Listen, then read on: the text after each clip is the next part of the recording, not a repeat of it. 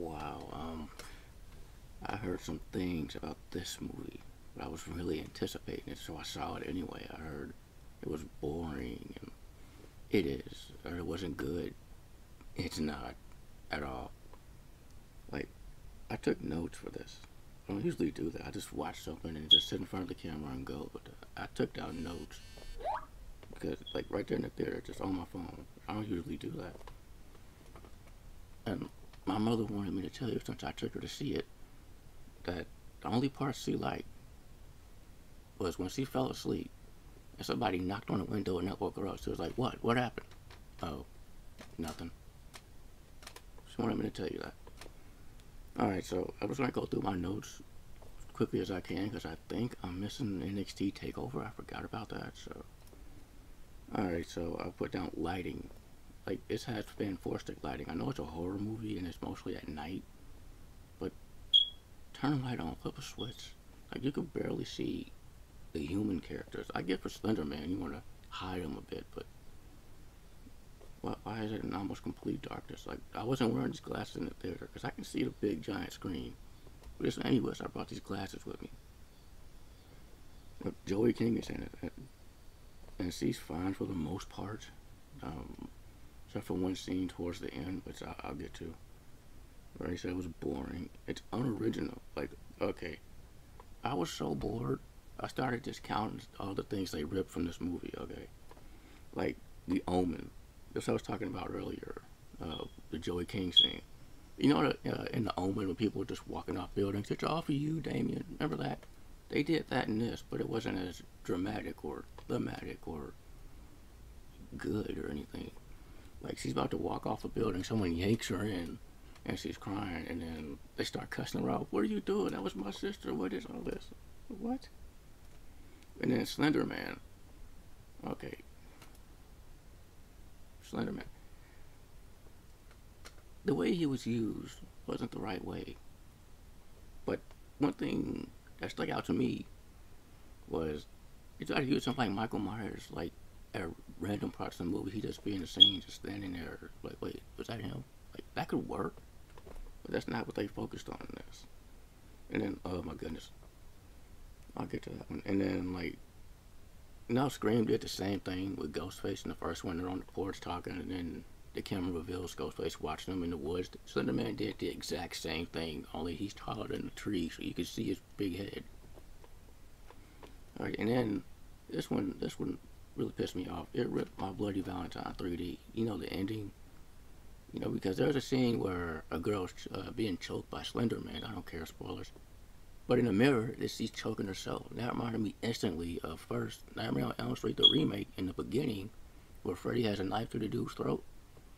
But in the real world, the dude has a knife to his own throat. Well, that makes sense. My Bloody Valentine 3D, it did not. If you've seen it, you know. It's like, wait, so the whole time he was hunting himself?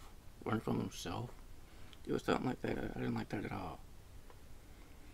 And then the hospital scene, the hospital scene was so bad. It was hilarious, man. Okay, so one of the girls is in the hospital because she had a run-in with Slender-Man or whatever. And so another girl starts walking through the hospital. I don't know who it was. I couldn't tell because I didn't turn on a freaking light.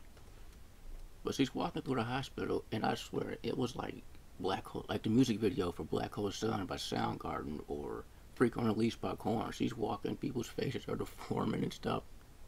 And then a doctor and a nurse close their folders in tandem. Oh, so scary. And then the nurse looks at her crazy, like you know, like in every horror movie when they do that. Nightmare on Elm Street, Nightmare on Elm Street 3, 4, New Nightmare. That's just that one franchise. Like, I was sitting there just waiting for Korn to come on. She's walking through the hallway, and it's and then when the girl's face turned, I was waiting for go, but they didn't do it. The acting was mostly okay, but not good. If that makes sense. Slender-Man himself. Okay, I don't have them over here, but I have 2 more Slender-Man movies that I'm gonna watch and do this for too and compare. But Doug Jones is Slender-Man in the Marvel Hornets movie, and that's awesome. It's perfect. In this, Slender-Man is an effect, and most of the time he has his hand out like this. Like what is that? Like, how hard is it to render a guy in a suit in a red or black tie with no features and white or gray skin? That shouldn't be too difficult at all. What happened?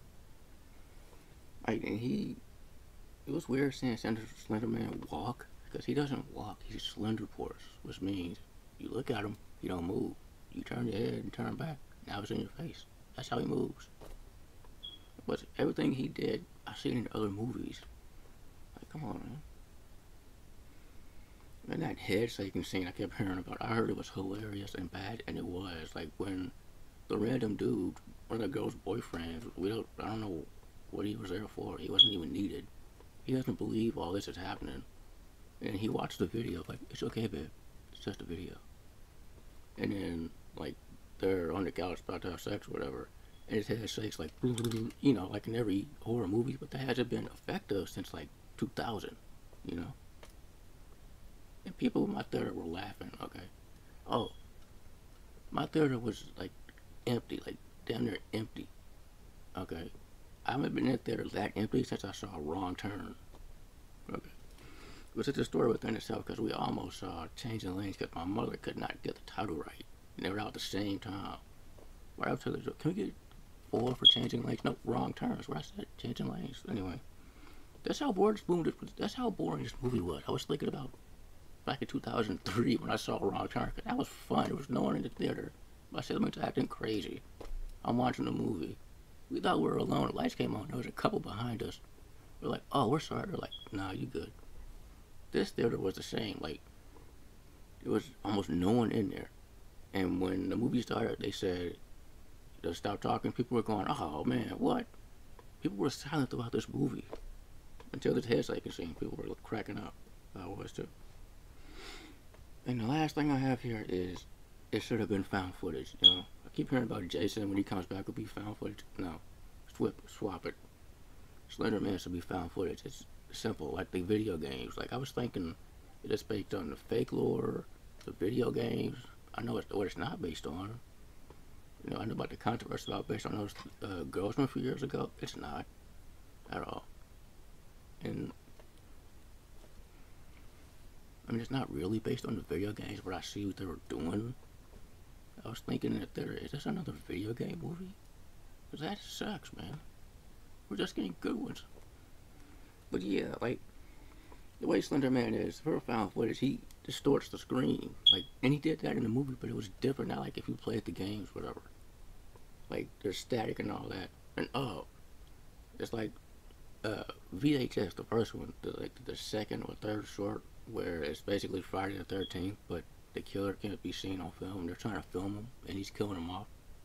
And Slender-Man did something similar. He's filming one of the girls as she's on her phone, just sends her a random video in her house walking around.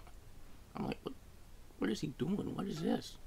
Just like in VHS, where the killer's killing him with a camera because he can't be filmed. It's dumb.